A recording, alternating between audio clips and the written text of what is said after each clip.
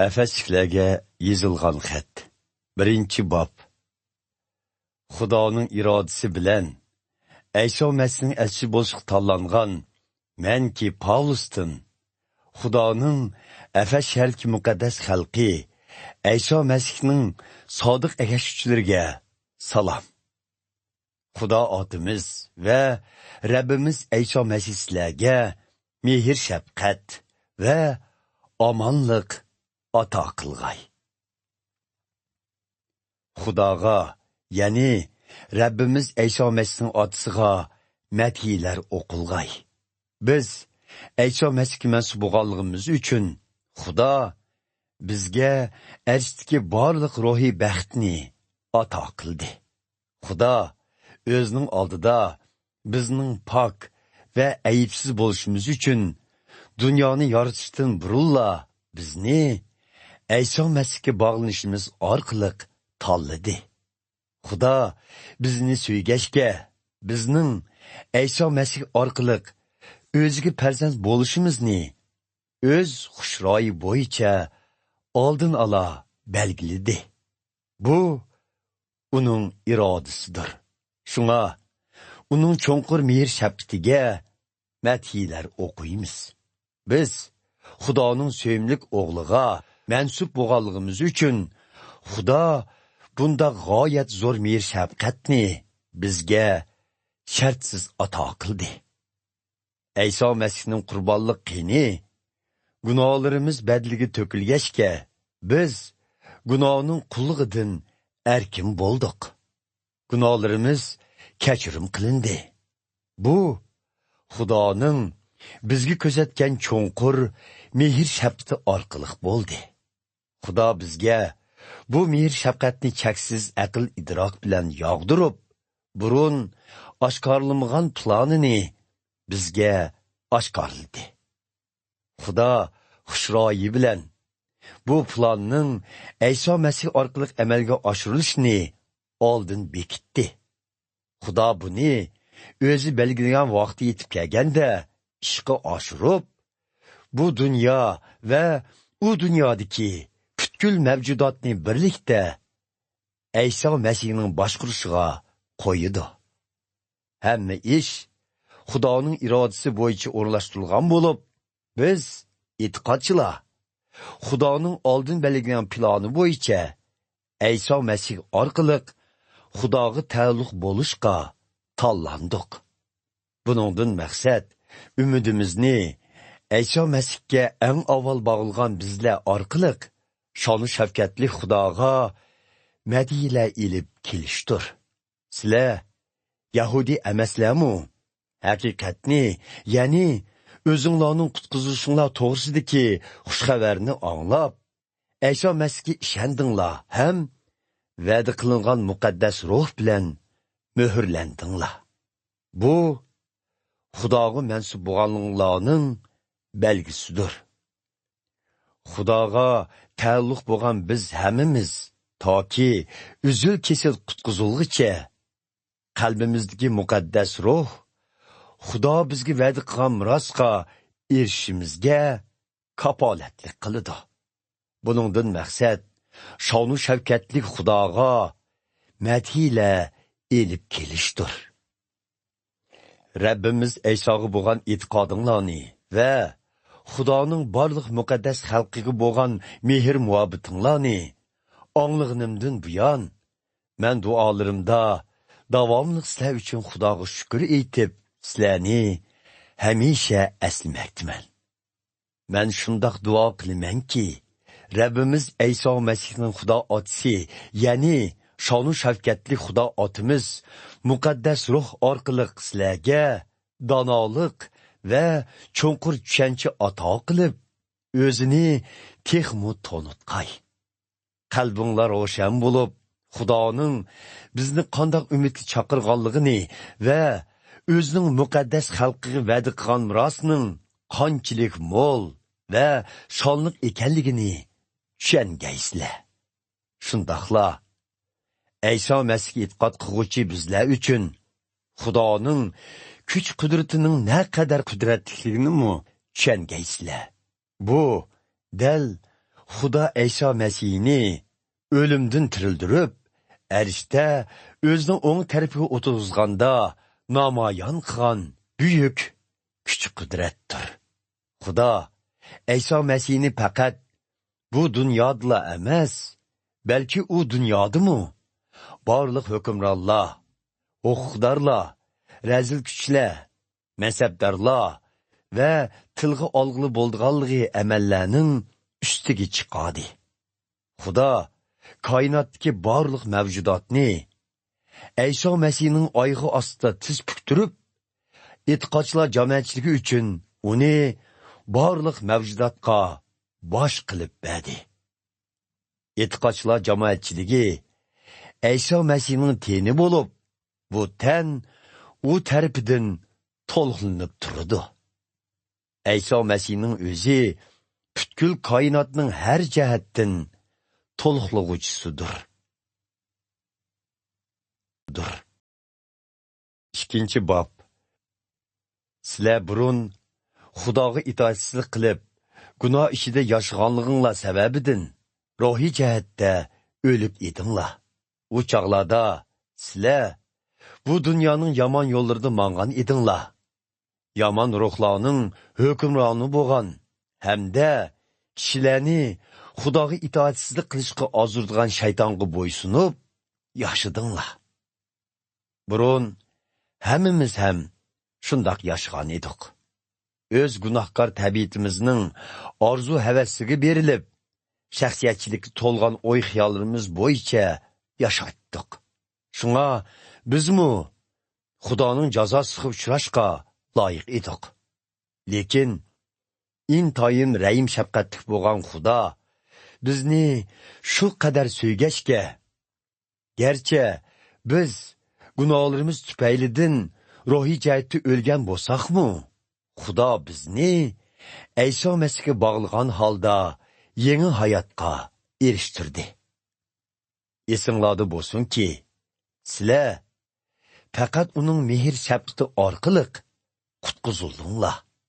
Biz Ayso Masihga bog'langanligimiz uchun Xudo biznimi uning bilan birga tirildirib, bizga arshdagi taxtda uning bilan birga o'ltirish huquqini berdi.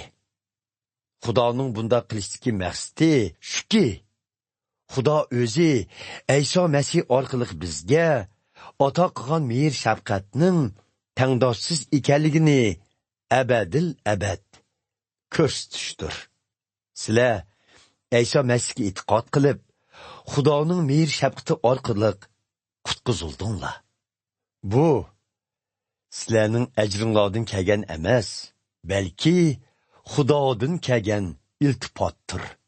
Sizlar hargizmi yaxshi amallar bilan qutqizilmadinglar. Shunga sizlarning maqtanishga haqqinglar yo'q. Chunki biz hammamiz Xudoning ijodiyati bo'lib, Xudo burunli tayyorlagan yaxshi amallarni qilishimiz uchun Ayso Masih orqali yangidan yoritildik. Esinglarda bo'lsinki, tug'ilishinglardan Yahudi emaslar, o'z xatnisini faxrlanadigan Yahudilar tarafidan xatnisizlar deb kamsitildinglar. Vaholanki, ularning xatnisi faqat jismoniy jihatdagi xatnidir. U chaqlarda sizlar Ayso Masihga mansub emas edinglar. Shundaqla Xudoning xalqi bo'lgan Isroillar qatoridimi emas edinglar.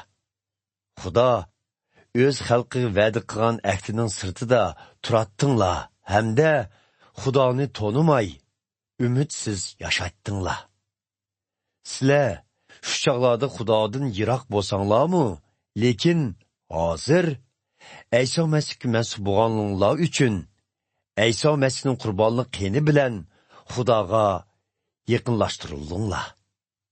Ayso Masih biz Yahudilar bilan sizlar Yahudi emaslarni inoqlashtirishning manbasi. U bizlarni birlashtirib, bir-birimizni ayirayotgan dushmanlik to'siqni buzib tashildi. Ayso Masih o'zining tenini qurbon qilish orqali Yahudi emaslarni chatqa qoqadigan Tavrat qonuni va uning amr farmonlarini kuchidan qoldirdi. Buningdan maqsad Yahudilar va Yahudi emaslarni o'ziga mansub bo'lgan yangi inson qilib chiqish va ularni inoqlashtirishdir. U krestga mixlanib, qurbon bo'lish orqali bir tan qilib birlashtirilgan ikki taraf orasidagi dushmanlikni yo'qotib, ularni Xudo bilan yarashtirdi. Ayso Masih Xudodan yiroq bo'lgan sizlar bilan Xudoga yaqin bo'lgan biz Yahudilarga inoqlik to'g'risidagi xushxabarni elib keldi. Demak, Ayso Masihning vositasi bilan hammaylan qalbimizdagi o'xshash bir muqaddas ruhga toyinib, Xudo otimizning oldiga bora olamiz.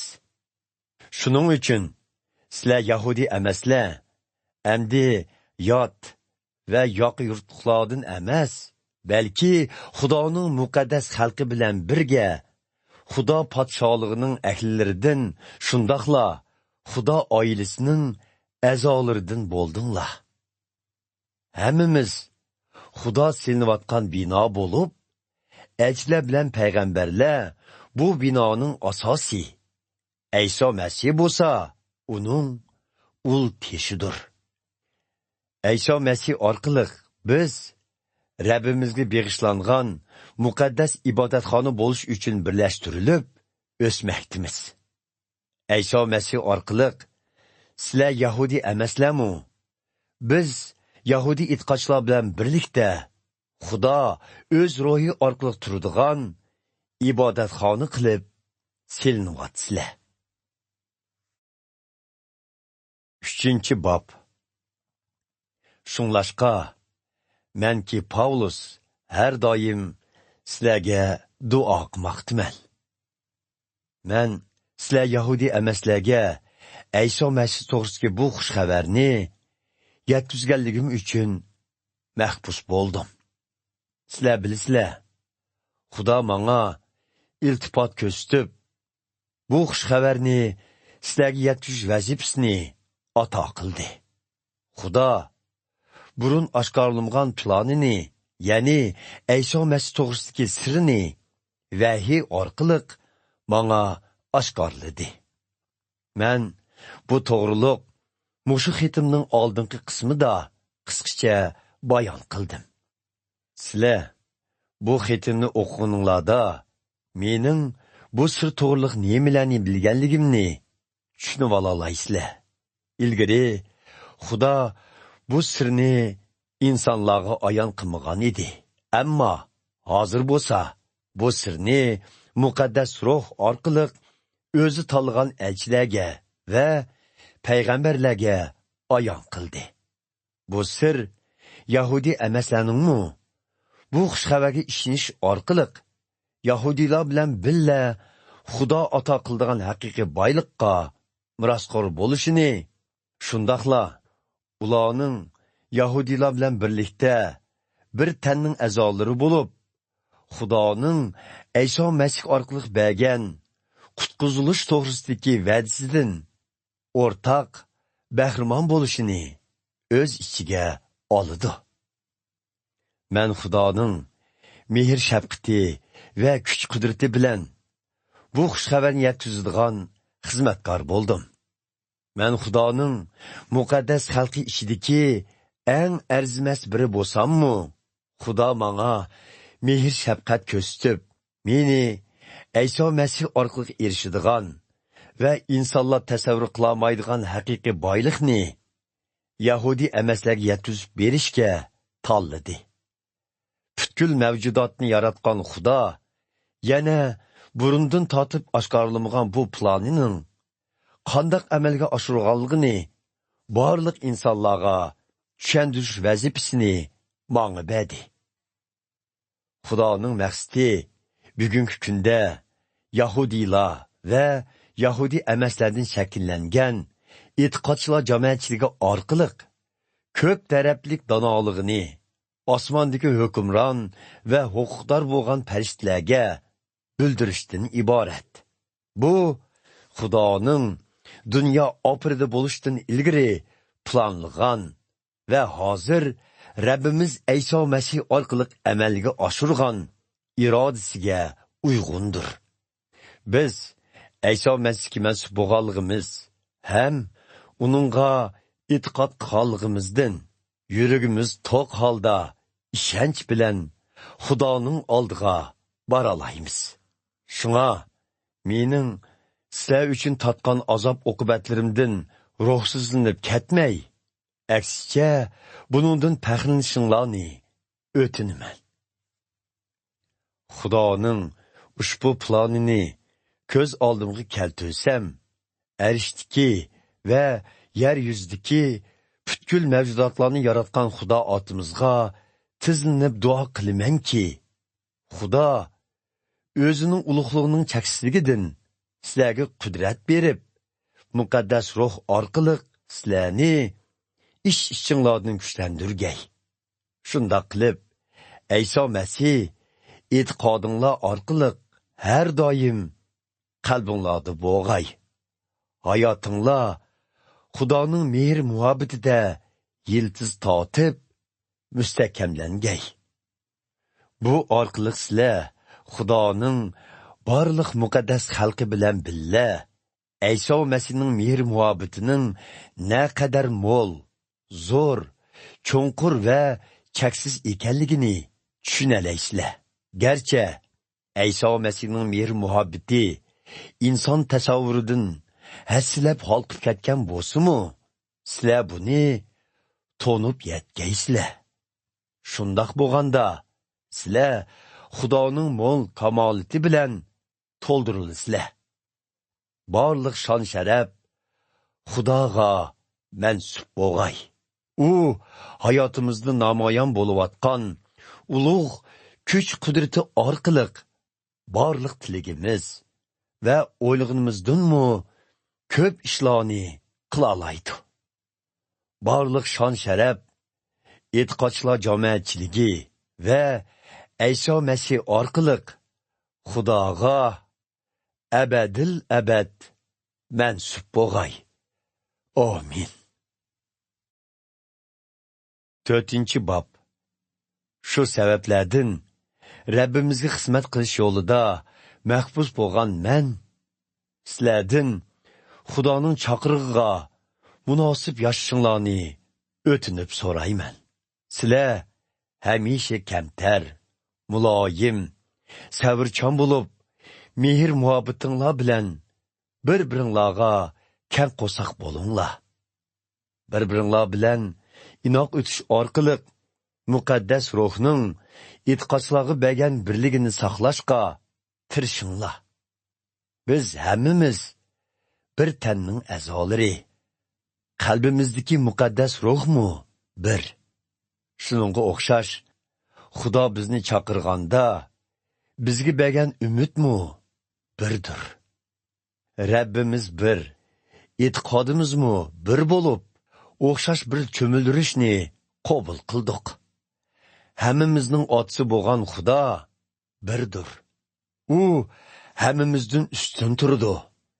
Hammamiz orqali o'z irodasini ijro qiladi. Shundaqla hammamizning qalbididir. Ayso Masih sexiylik bilan har birimizga iltifot ko'rsatib, hadiyalarni ato qildi. Bu to'g'riliq muqaddas yozmalarda mundaq deyilgan. U erishga chiqqanda nurg'ulg'an asrlarni yetakladi. İnsanlarga hadiyelarni ato qildi. Bu yerdiki chiqqanda degan so'z Ayso Masihning avval tövanga yer yuziga tushganligini bildirdi. Yerga tushganmi u, erishga chiqqanmi u. Buningdan maqsad o'z hukmronligini butkul koinotga o'rnatishdir. Ayso Masih o'zi e'tiqodchilar jamoatchiligiga iltifot qilib, ba'zilarni elchi, ba'zilarni payg'ambar, ba'zilarni xushxabar yetkazguchi, ya'ni ba'zilarni jamoatchilik mas'uli ve ta'lim bergüchi qildi. Ularning vazifasi Xudoning muqaddas xalqini Xudoning xizmatini qilishga va Ayso Masihning teni, ya'ni e'tiqodchilar jamoatchiligini mustahkamlashga tarbiyalashdan iborat.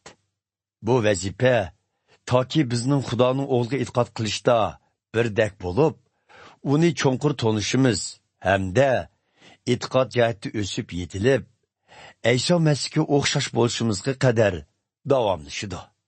Shundoq bo'lganda, biz kishilarning hiyla mikrlariga, go'dak bolalardek oldinib, har xil g'ayri ta'limotlarning shomili va to'lqinlaridan tavrinib ketmaymiz. Aksicha, mehr muhabbat bilan Xudoning haqiqatini so'zlab, tanning, ya'ni e'tiqodchilar jamoatchiligining beshi bo'lgan Ayso Masihga har qaysi jihatda o'xshash bo'lib, o'sib yetilimiz. Ayso Masihning yetakchiligida e'tiqodchilar jamoatchiligining har qaysi a'zolari zich moslashib, o'zlarining joriy qilishga tegishli rollarini to'liq joriy qildiganda, e'tiqodchilar jamoatchiligi mehr muhabbat ichida sog'lom o'sib yetiladi. Rabbimizning nomi bilan ogohlantirmanki, endi Xudoga ishonmaydiganlardek arzimas o'y fikrlar bo'yicha yashmanglar. Ular Xudoga tarsoqlik qilib, Xudo haqida bilimsiz qoldi. Natijada qalbi qorong'ulikda qilib, Xudo ata qilgan hayotlikdan mahrum qoldi. Ular or nomusni unutib, shahvoniylikqa berilib, oshko'zlik bilan har xil nopaqliklarni qiladi. Lekin burun o'lganinglardek bundaq yashash Ayso Masihning ta'limlariga mos kelmaydi. Sizlar Ayso Masih to'g'risida jazman angladinglar hamda uning ta'limlarini qabul qildinglar. Chunki haqiqat Ayso Masihdir. Undaqda xuddi ko'ni kiyiminglarni tashlab etgandek, burunqi razil turmush odatlaringlarni ko'ni tabiatinglar bilan birga tashlab etinglar.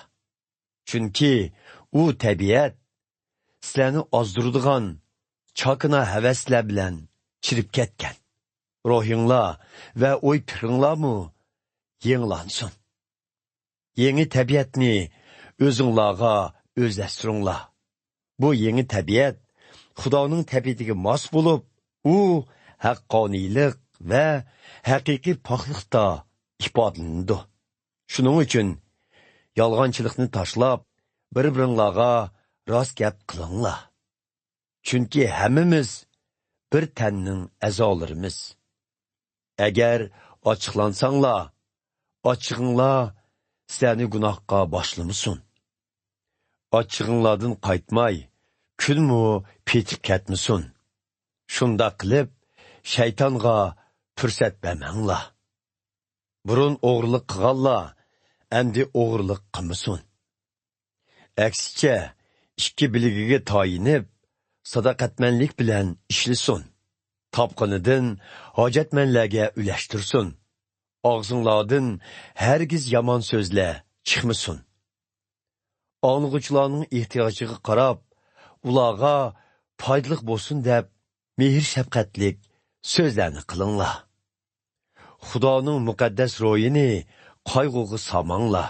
Chunki muqaddas ruh bo'lsa, sizlarning Xudoga mansub bo'lganliginglarning muhri bo'lib, uzil-kesil qutqiziladigan kuninglarning yetib keldiganligiga kapolatlik qiladi.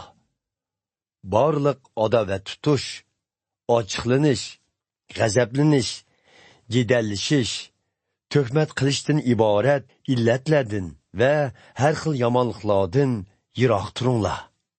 Bir-biringlarga mehribon, muloyim bo'linglar. Xudo sizlarni Ayso Masih orqali kechirgunidek, sizlarmu bir-biringlarni kechiringlar. Bir-biringlarni kechir. 5-bob. Xudoning söyümlük farzandlari bo'lgan ekansizlar, Xudoni ulgu qilinglar. Ayso Masih bizga mehr muhabbat ko'rsatib, biz uchun o'zini pido qilgandek, sizlarmu hayotinglarda bir-biringlarga shundoq mehr muhabbat ko'rsatinglar. Uning biz uchun o'z jinini pido qilishi xuddi xushpuroqlik ko'ydirma qurbonlikqa o'xshash Xudoni xursand qildi. Oranglarda jinsi axloqsizlik, nopoklik yoki oshko'zlikka qat'iy yo'l qo'yilmasin. Chunki bundoq ishlar Xudoning muqaddas xalqiga mos kelmaydi. Shundaqla shahvoniy va ahmoqona so'zlash, chokina chaqchaq qilish sizlarga yotdir. Undaq qilishning o'rniga Xudoga shukr aytinglar. Chunki shuni aniq bilinglarki, jinsi axloqsizlik, nopoklik yoki oshko'zlikka berilgan har qanday odamga Ayso Masihning va Xudoning podsholigida o'rin yo'q. Oshko'zlikka berilgan odam Xudoga ibodat qilishning o'rniga mol-mulkka cho'qinadi-da, butparastlardan farqlanmaydi. Bundaq ishlarga bahona ko'rsatiladiganlar yolg'on yovdoq so'zlari bilan sizlarni aldab ketmasin. Chunki Xudoning g'azabi bundaq ishlarni sodir qilib, Xudoga bo'ysunganlarning ustiga tushidi. Shuning uchun bundaqlarning qilmishlariga sherik bo'lmanglar. Burun sizlar qorong'ulikda edinglar, lekin hozir Rabbimizga mansub bo'lganliginglar uchun yorug'likqa cho'mdinglar. Shunga so'z harakatinglar cho'qim yorug'likdagi odamlarnikidek bo'lsin.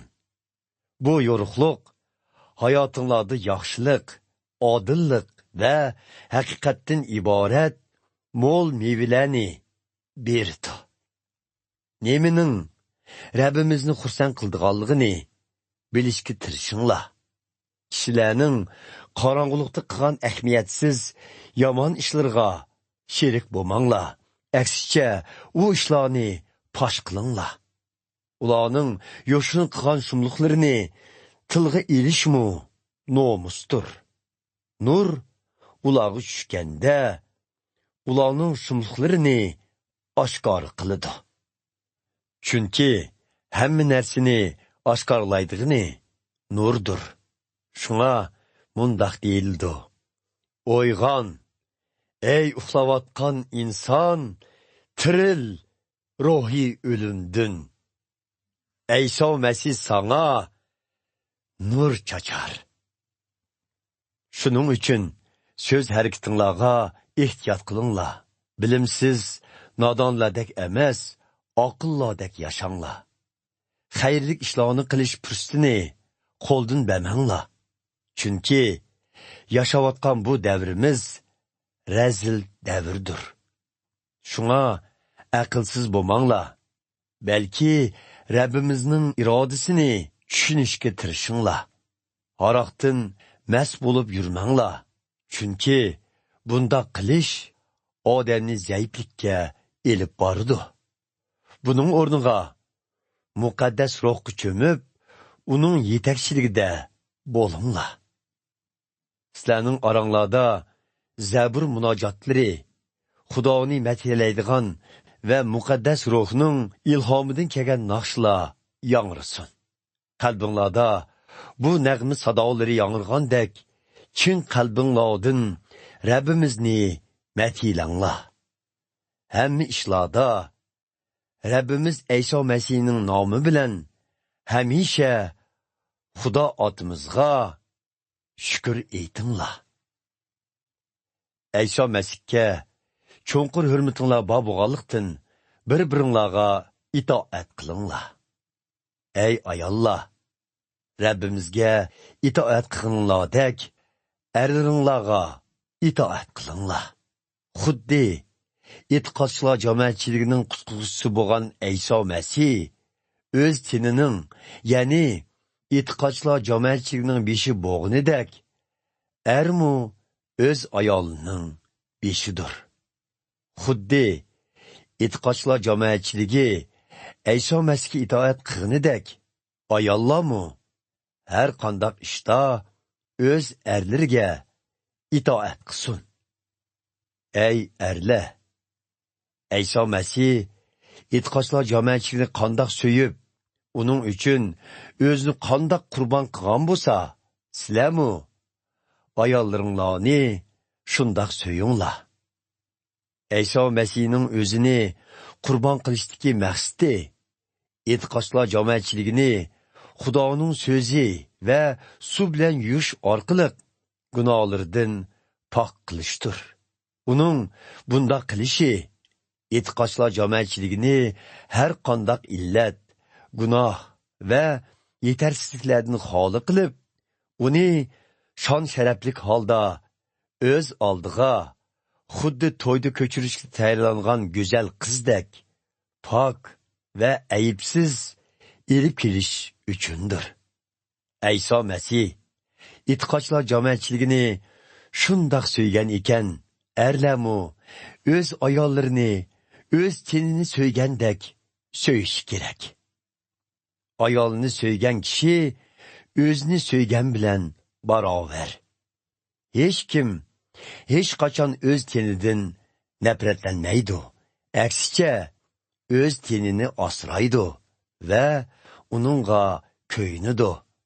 Bu xuddi Ayso Masihning o'z teni bo'lgan e'tiqodchilar jamoatchiligini asrab, uningga ko'yinganligiga o'xshaydi.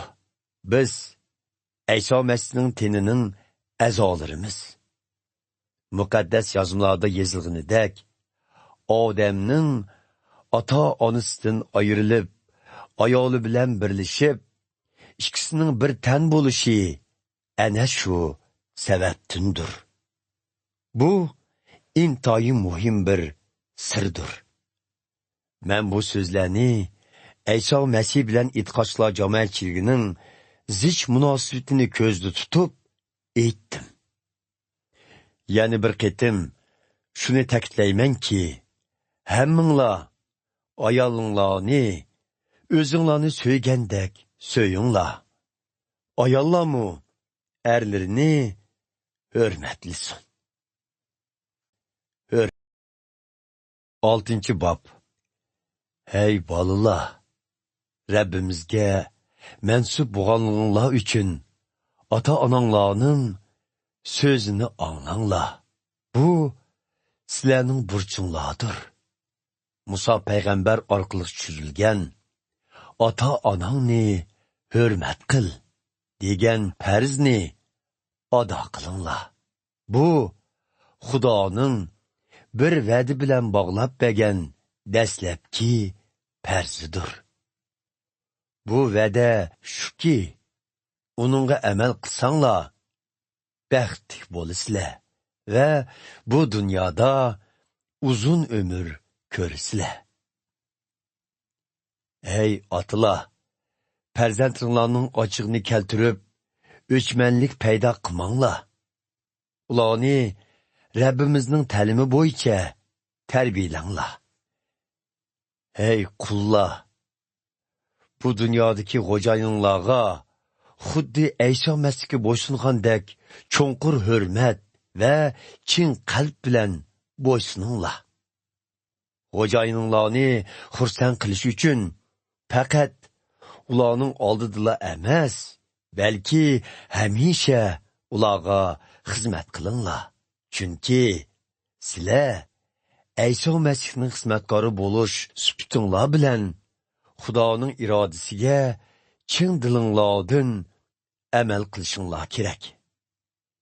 Xo'jayinlarga rozimanlik bilan xizmat qilinglar. Uni odamlar uchun emas, balki Rabbimiz uchun qilgandek qilinglar. Esinglarda tutinglarki, mayli qul yoki hur bo'lsin, Rabbimiz har kimni qilgan har bir yaxshiligini qaytirdi. Ey xo'jayinlar, sizlarmu qullaringlarga yaxshi muomala qilinglar. Ularga tahdid salmanglar. Chunki arshdagi Xudo sizlarning, shundoqla ularningmi xo'jayini ekanligini bilasizlar. Xudo hamma insonlarga o'xshash muomala qiladi. Oxirda men sizlarning Rabbimizga va uning zo'r qudratiga toyinib, kuchlik bo'lishinglarni tilayman. Shaytonning hiyla mikrlariga taqobil turish uchun Xudo ato qilgan qo'g'dinish qurollari bilan qurollaninglar. Chunki biz insonlarga emas, balki yomon ruhiy kuchlar dunyosidagi hukmronlarga, huquqdorlarga, bu qorong'u dunyoning ko'rinmas kuchlariga va boshqa razil ruhiy kuchlarga qarshi jang qilyapmiz. Mushkul kunlarda dushmanning hujumiga taqobil tura olishinglar hamda jangdan keyinmi qaddinglarni ruslab tura olishinglar uchun Xudo ato qilgan qo'g'dinish qurollari bilan to'liq qurollaninglar. Bu jangda putirab tura olishinglar uchun belinglarga haqiqat kamirini, ko'ksinglarga haqqoniylik savutini taqanglar. Xudoning insonlarni o'zi bilan yarashtirish to'g'risidagi xushxabar cho'rig'ini kiyib tayyor turinglar. Mana bularga qo'shib, shaytonning barliq o't tutashtirilgan o'qlarini to'sib qola oladigan e'tiqod qalqinini qo'linglarga ilinglar. Xudo ato qilgan qutqizilish dumbulg'isini kiyinglar va muqaddas ruh qilichi, ya'ni Xudoning so'zini mahkam tutinglar. Hamisha muqaddas ruhga toyinib, iltimosinglarni aytib, duo tilovat qilinglar. Shundaqla sagak turib, barliq e'tiqodchilar uchun davomliq duo qilib turinglar. Men uchunmi duo qilinglar. Xushxabarning sirini yuraklik yetkazishim uchun Xudo menga to'g'ri so'zlarni bergay. Men bu xushxabarni toqish sababidan kishanlangan elchiman. Mening xushxabarni yuraklik holda yetkazishim uchun duo qilgaysizlar. Chunki bu mening qilishga tegishlik ishimdir. Sizlarning mening ahvolimni va nima qilayotganligimni bilishinglar uchun qadrli qarindishimiz ham Rabbimizning sodiq xizmatkori bo'lgan Tikikusni oldinglarga avatman. U sizlarga ahvolimizni yetkazib, sizlarni rag'batlantirdi. Xudo otimizdan va Rabbimiz Ayso Masihdan sizlarga omonlik, mehr muhabbat va ishonch tilayman. Rabbimiz Ayso Masihni o'chmas mehr muhabbat bilan so'yguvchilarning hammasiga Xudoning mehr shafqati yor bo'lg'ay.